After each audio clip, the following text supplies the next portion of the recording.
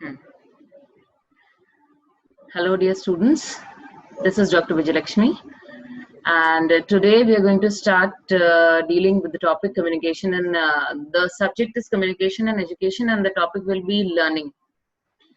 Okay, and this learning topic will be dealing under the section teaching and learning, which is a different unit.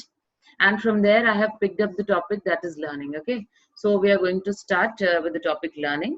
So basically, all of us know what learning is. Learning, if we define it in very general and simple words, it can be said as um, permanent change in behavior. Okay, but here we have three writers that have defined learning in a very good and easy manner. So I have included the easiest definitions that can be learned and understood by you. So first is Gray. So the psychologist, this is a definition given by the psychologist, and he was also a great philosopher. So Gray has told that learning is a process by which an organism, in satisfying its motivation, adopts and adjusts its behavior in order to overcome an obstacle or barrier. That means what he wanted to communicate from his definition was that learning is a process. It is a process. Process means something which is going on, which is ongoing. Okay, in which an organism, that is any person, animal or human, by satisfying his motivation, adopts and adjusts its behavior. Here basically he said that adjustment, if you adjust something, if you adjust into something, a situation or a problem or an obstacle, if you try to overcome an obstacle, then definitely there is a learning process which is going on and learning is taking place. Next is by Murphy. He said that learning is a modification of both behavior and the way of perception. What Murphy said was very well adopted by everyone, and it is very well understood that learning is a modification of behavior and the way of perception. That means if there is a learning going on, or if you are learning, if anybody is learning, or if we are making you learn, then there will be a modification in your behavior. That means the existing previous behavior, that is unlearned behavior, will be converted into a learned behavior. Okay, that means if we are teaching you the subject education or communication, so you were not knowing about that subject previously, but when we are teaching you, there are some modifications, some changes taking place in your behavior, in your overall cognitive and conative process, and that leads to learning. Next is J.P. Guilford. He said that learning is shown by change in behavior as a result of experience. He very well said, he said that when we reach a point of time, at that time we can say that this is an experience. And what is experience? Experience is something that we have learned over a period of time. Okay, so the learning can be defined again by three writers. The easiest definitions I have included. First is by Gray, that is learning is a process by which an organism, in satisfying its motivation, adopts and adjusts its behavior in order to overcome an obstacle or barrier. The second definition is given by Murphy. Murphy said that learning is a modification of both behavior and the way of perception. Third is by J.P. Guilford. Learning is shown by a change in behavior as a result of experience. He very well stated that if there is a change in your behavior due to experience, that means learning has taken place. We are moving on to the third slide, which states the characteristics of learning. Now, characteristics of learning, as we all know, that learning is a modification in behavior. It's a permanent change in behavior. So it has everything related to that. So learning is the change in behavior. This is the first characteristics. That means if learning is taking place, then the behavior will change. That is for sure. And we are not talking here about a positive change or a negative change. We are just talking about the change. That means if any type of learning is taking place, that means positive or negative, the behavior will change, whether in a negative direction or in a positive direction. Second is learning is a lifelong process. That means lifelong, from the womb to the tomb, we keep on learning. So it is a lifelong process. Learning is a universal process. That means universally everybody is learning. A small seed, when it is sown in the soil, it learns how to grow. The roots know that they have to go down, suck the nutrition, water and everything and provide it to the plant which has to grow up. So it is a universal process, whether it is human, animals or plants, anything which is living, all the living things, they are in a process of learning. Learning is purposive and goal directed. every learning is purposive. Without purpose, there is no learning. When we start learning or teaching or anything, it has a goal, it has a mission to be accomplished, it has a goal to be reached, and aim to be fulfilled. So it is always purposive and goal directed. If it is not purposive, then we should be sure of that learning is not taking place. Okay, why I'm saying here that if there is no purpose, then learning is not taking place, because if there are so many elements and everything is like included in one single thing, then there'll be so much of haphazard. The content will not be organized, and the learning process will not be organized. Everything will be going on, and the exact focus cannot be given to a single point, which will not lead to a proper and a definite learning. Next is learning involves reconstruction of experiences. This is very important, a very important characteristic of learning, that it involves the reconstruction of experiences. Whatever experience we have, it will be reconstructed over and over and over when we are keeping on learning and learning and learning. For example, when we are small, we start learning to stand up. Then slowly, first we crawl, then we stand with a support, and then we independently walk. Then slowly we start running, jumping, and crawling, everything. And then slowly we start balancing ourselves, that is on a bicycle. Then first we drive a bicycle with some support. After that, we independently drive it. So it is a continuous reconstruction of experience. Whatever experience we had previously, it will be reconstructed over a period of time if learning is taking place. That means if we are learning, then a reconstruction of my experience will automatically take place. Learning is the product of active responding to the stimuli in teaching and learning environment. What is learning? It is an active responding to the stimuli. It is something which is active. That means there is an action to there is a reaction to every action. That is, if the teacher is teaching something and if you are learning, then there will be something, either a feedback or a question or a permanent change in behavior or something. Okay. Then next is learning is transferable from one situation to another. That is very well said.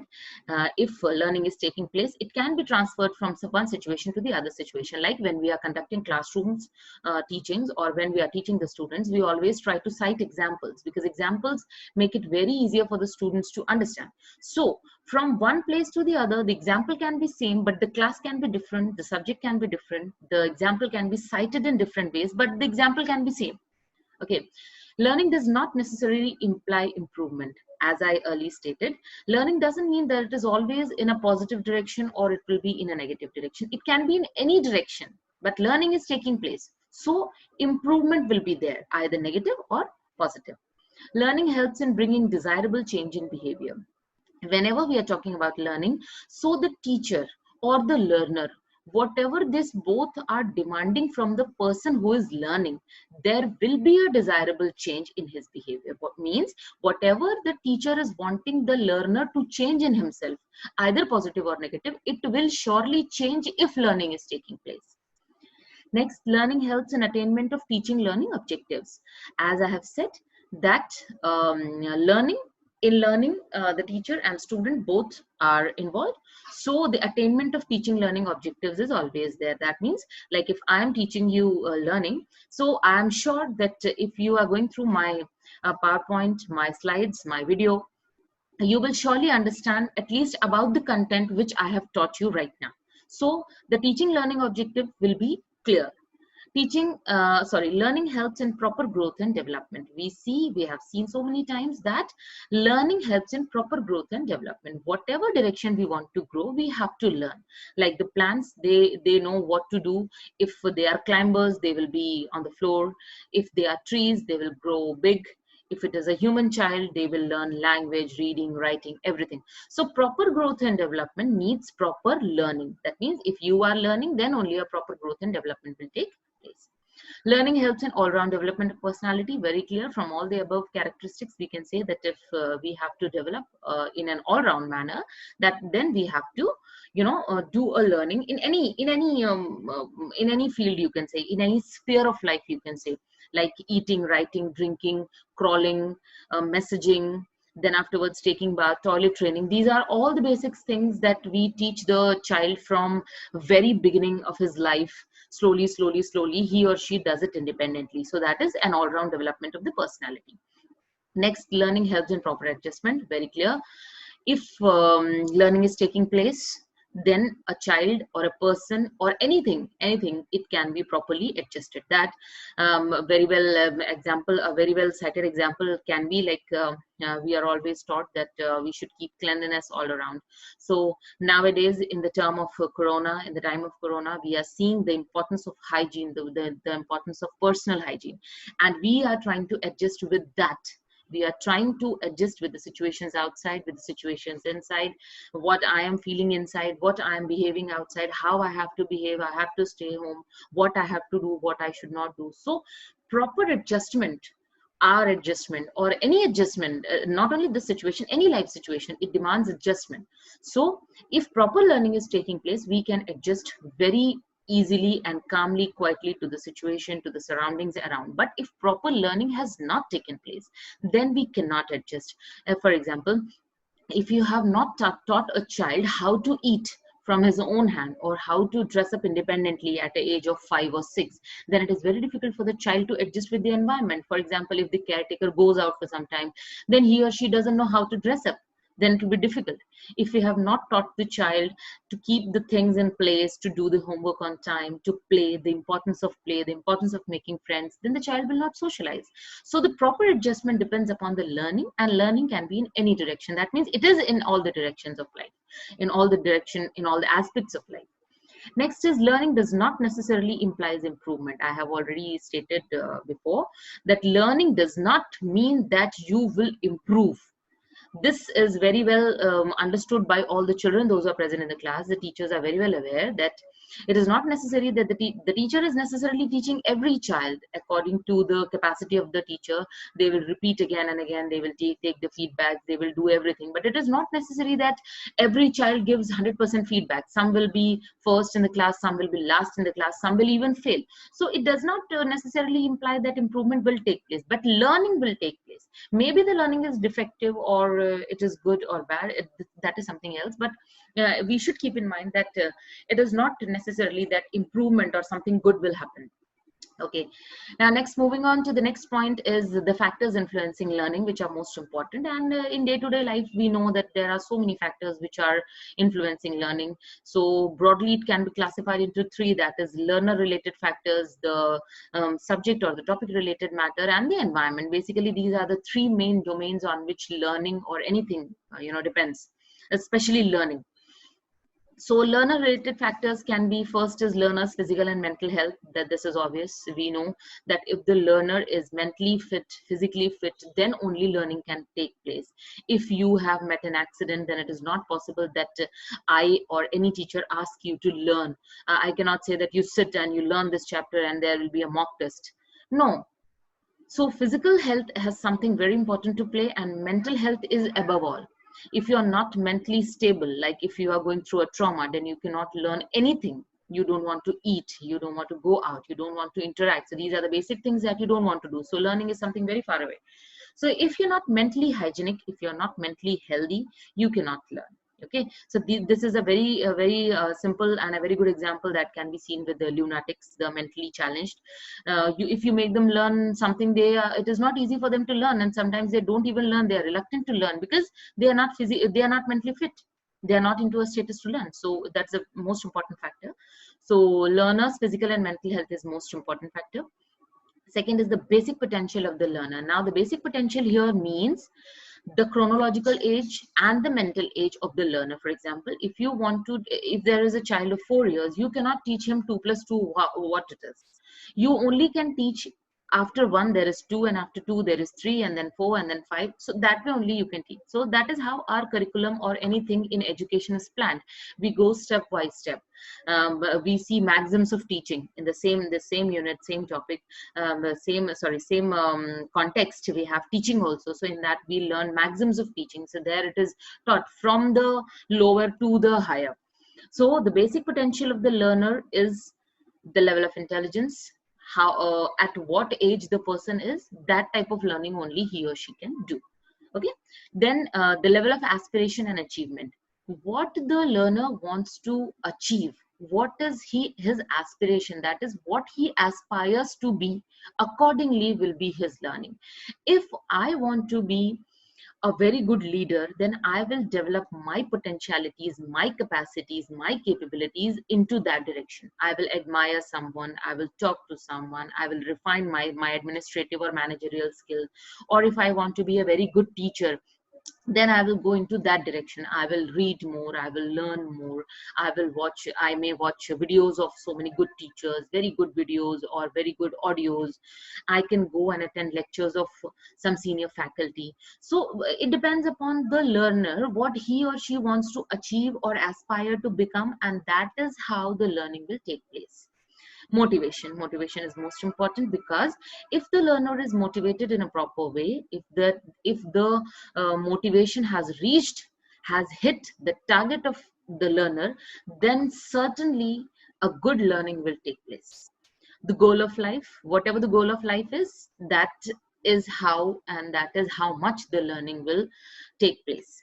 Okay, if my goal of life is to be a very good nurse, then my learning will be in that direction. If I want to be a very good paramedic, then I will go into a field of biology and paramedics rather than going into a field of commerce. So that is the goal of life. Whatever is the goal of your life, the same way you will go and aspire, and you will fix a goal for yourself, an aim for yourself, and accordingly you will do your learning. Next is readiness and willpower. Very, very, very important. Your readiness and willpower. If the learner is not ready to learn something, if the learner doesn't have the necessary willpower, then he cannot learn. He cannot even survive. Okay, if I'm teaching you factors of learning and you are not ready to listen, even you are not ready to learn this topic because you don't like this subject or the topic or the way I'm teaching you. If you're not ready, or even if you don't have time, you're not ready because it's a lockdown time and you are in a mind of free, you are in a state of free bird mind, then you will not understand even what we are teaching. This is for every teacher and for every student. If the child or the student, the pupil is not ready to learn, we cannot make them learn. And the willpower, this is basically for every student and every teacher. If the teacher has the necessary willpower, no, I will teach every student, then they will find out the way how to teach. If the student has the necessary willpower, let anything happen by hook or by crook. Let me be a poor student by by the side of my intelligence, or by the side of my physical health, or maybe some network issues or anything. But if they have a strong willpower, if they agree to say no, I have to learn at any cost, then learning will certainly take place, and it will be a very effective learning, I must say. Second, moving on to the second point, we have teacher related factors. Now, what are teacher related factors? These are the factors which are basically related to the teacher or any person who is teaching a student or a pupil or anyone. It can be, and the teacher is not necessarily someone who is coming to the class and teaching you. A teacher is someone who is teaching you anything in any aspect of your life. It can be your mother, it can be your father, a friend, or a philosopher, or someone some holy preachers and teachers, some gurus, something like that. Anyone who is teaching you anything in life. So first is mastery over the subject matter. Whoever is teaching you anything, any topic, any relevant event of your life, of cognitive, whatever, it can be anything. If he or she doesn't have the mastery over what they are teaching, it is totally not possible for a learner to learn anything. Because if the person right in front of you doesn't have the mastery or the control over his own powers, his own capacities, his own subject matter, what he's going to deliver in front of you, then it is totally not possible for any learner, student, or pupil to understand or even to start learning about it. Art and skill of teaching. Whoever is teaching, whoever is the teacher, they should have the art and skill of teaching. The art means it should be creative enough. If they should make it creative enough so that the student is ready to learn. And skill is the tact of handling.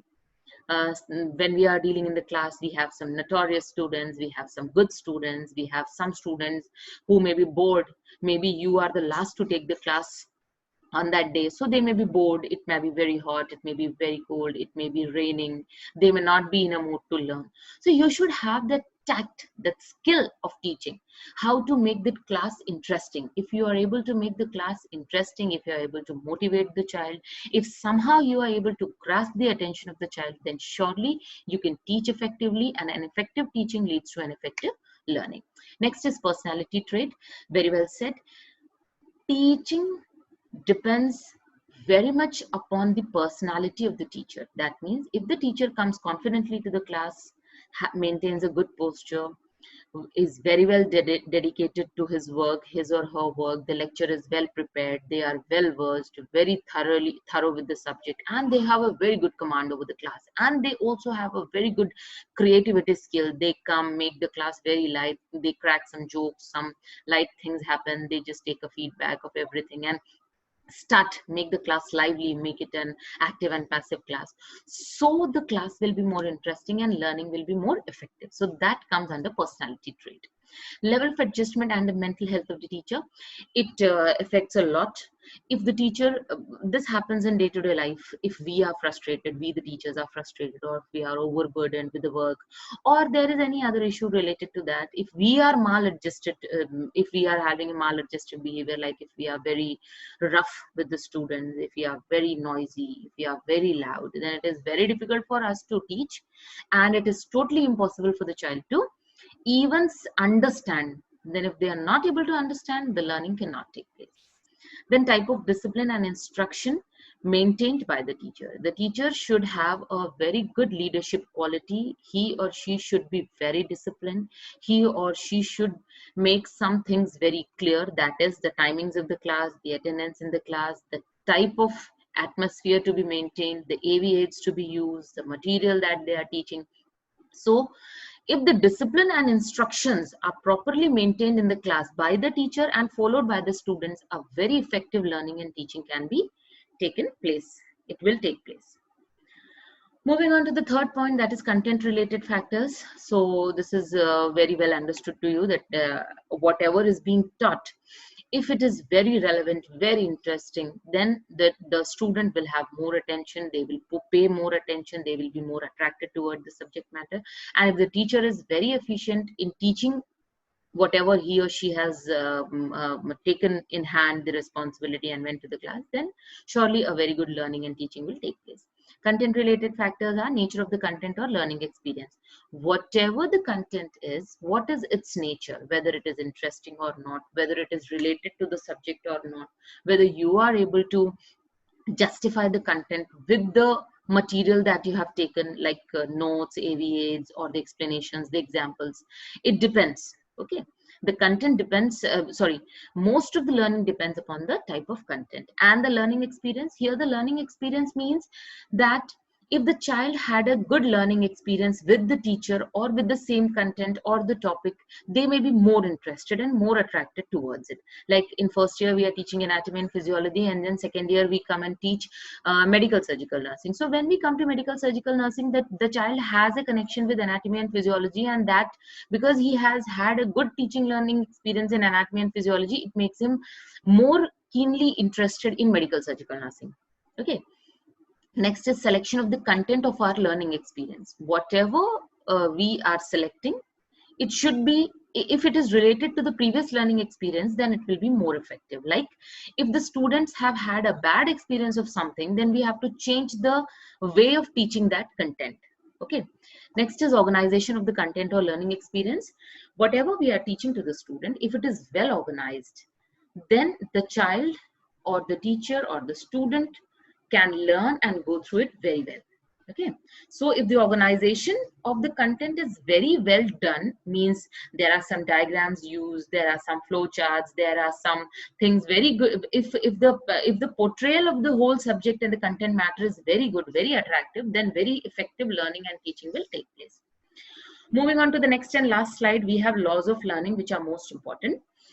Laws of learning means what are the basic laws and principles on which a good or effective learning or even a bad learning will take place. So first is the law of readiness, we have previously dealt. If the child and the teacher, that is the student and the pupil, the student, pupil and the teacher, if both of them are ready, then only learning can take place. The teacher should be ready for teaching, and the student should be ready with his or her open mind that yes, I am ready to teach, I am ready to understand, I am ready to learn, and then only an effective learning can take place.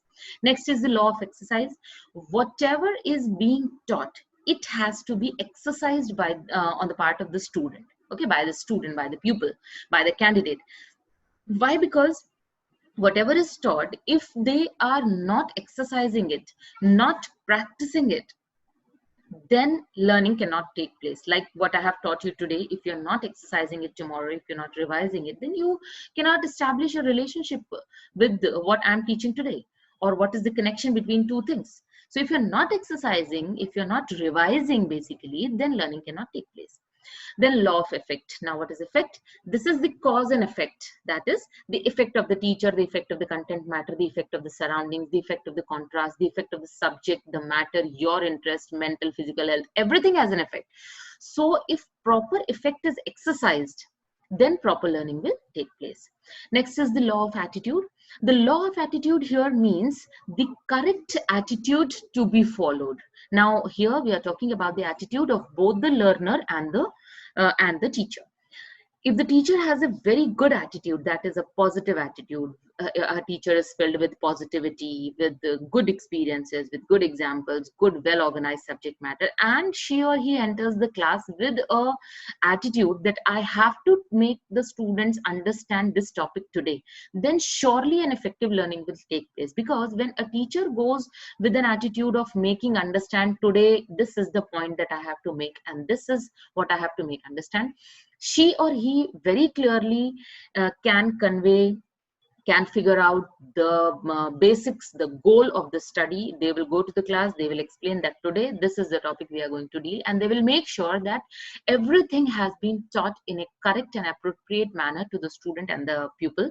And the students will also attain the attitude that no, today if he or she has come to teach this, then today this will be communicated, that okay, I also am sitting in this class, so I have to get this knowledge today, I will be gaining this knowledge today. And if both are having the same attitude, then learning will take place. Even if they are having different attitudes, then also there is a point that if they are having different attitudes, or if the attitude is not at all towards the learning of that content which is being presented, then an effective learning will not take place. Then law of multiple response. Law of multiple response means that there will be number of responses related to one single content or a topic or a lesson or a chapter. For example, if the teacher goes to the, whenever the teacher goes to the class, she will have a topic, a content to be taught. She or he will start with the content, will start teaching and everything. And there are 40 students in the class, 20 will understand it in a very good manner, the 10 will be in 50-50, and 5 will be got nothing, and 5 will be that did not understand who came and who went. Okay, so there will be multiple responses. Then the second type of response will be all the students are sitting in the same class, the teacher is teaching the same thing and the subject matter with same competency to every child, but every child has a different capacity and a potential to grasp. So somebody will, like if you are teaching tuberculosis, somebody will have a question, somebody will have a response that I understood. The others may have a response, ma'am, why we are not able to eradicate it. The third person may have, ma'am, is DOTS effective? Then fourth person will say, ma'am, why we are talking about tuberculosis? Why we are not talking about something else? I don't like tuberculosis. So there'll be multiple responses. So now here, from here, we can say that after learning the laws of, after going through the laws of learning, we have understood that teacher, content, and student, this is a hierarchy. If the teacher has organized everything very well, if the teacher is well versed with the subject, the topic, she or he can very well organize it, and she or he can transfer it to the student or the pupil right in front, and then she or he can wait for the response from the student. There'll be different responses from different students, because there is something which is called as individual difference, and we have to keep that in mind. And after after explaining every individual student on the basis of his individual difference, the content what you have taught, then it is sure that learning will take place. But it also has an opposite effect. If the multiple responses are many and the teacher is not competent on the part, or there is a time limit, or there are any these type of issues, then an effective learning will also not take place. Okay, so all these 5 laws, law of readiness, exercise, effect, attitude, and multiple response, they have equal positive and equal negative aspects as per the mental setup of the learner and the teacher. Okay, so with this I wind up my topic. So today I can summarize the topic. We have learned about the definitions of learning, and I have cited the easiest definitions for you so that it is easy for you to learn. Then we have dealt with the characteristics of learning, the factors affecting learning, which has been divided into 3 parts: the factors affecting the learner, the content matter, and the environment, and last is the laws of learning. So I hope you have understood well, and the video is very well understood to you, and I think I'm visible enough and audible enough. If you have any comments, you can tell me, and we'll meet up soon. Thank you.